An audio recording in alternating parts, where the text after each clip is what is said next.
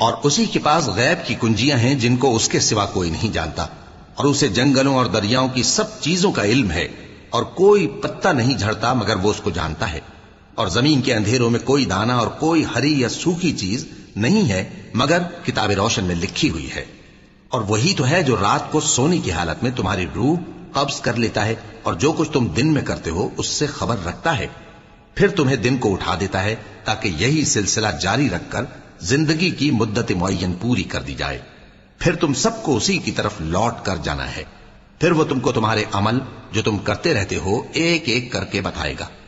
اور وہ اپنے بندوں پر غالب ہے اور تم پر نگہبان مقرر کیے رکھتا ہے، یہاں تک کہ جب تم میں سے کسی کی موت آتی ہے تو ہمارے فرشتے اس کی روح قبض کر لیتے ہیں اور کسی طرح کی کوتاہی نہیں کرتے۔